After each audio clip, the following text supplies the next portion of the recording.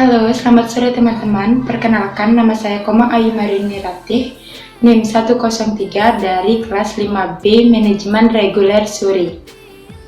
Baik, di sini saya akan memberitahu informasi mengenai cara menganggarkan keuangan perusahaan di masa pandemi COVID-19 agar perusahaan tetap berjalan dengan baik. Pada saat ini, situasi keuangan di Indonesia banyak sekali yang tidak stabil. Banyak perusahaan-perusahaan yang bangkrut dan usaha kecil pun sudah tidak dapat bergerak lagi. Dan dapat kita lihat banyak sekali masyarakat yang membutuhkan penghasilan dan masyarakat yang membutuhkan pekerjaan akibat adanya pemutusan ketenaga kerjaan di suatu perusahaan yang terhenti.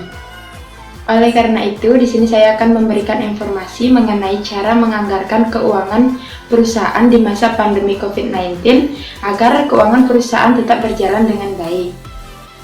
Terdapat beberapa cara, yaitu yang pertama, memprioritaskan yang wajib dan perlu. Ini artinya, dalam menganggarkan keuangan perusahaan, pihak perusahaan harus bisa memprioritaskan anggaran apa yang wajib yang perlu dilakukan agar dapat menunjang kegiatan operasional suatu perusahaan, di mana pihak perusahaan memang harus memilih yang semestinya harus diperjuangkan dan mana yang harus dipangkas yang nantinya tidak akan merugikan suatu perusahaan.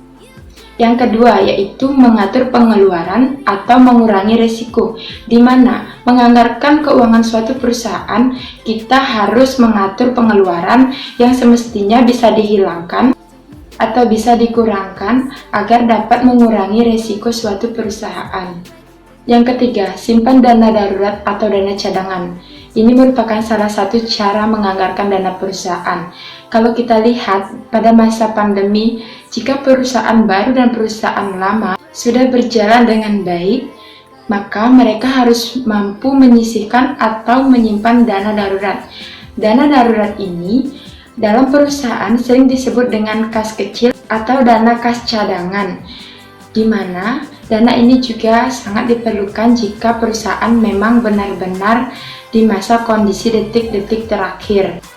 Yang dimaksud detik-detik itu di mana kondisi perusahaan sedang dalam keadaan bisa beroperasi. Yang keempat, yaitu membuat laporan keuangan, di mana dalam suatu penganggaran keuangan sangat memerlukan laporan keuangan.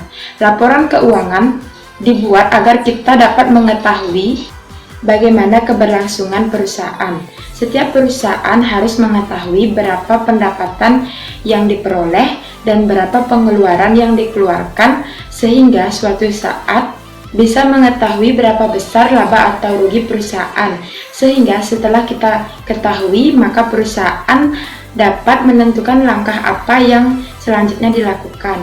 Dan yang terakhir, yaitu lakukan penyesuaian anggaran.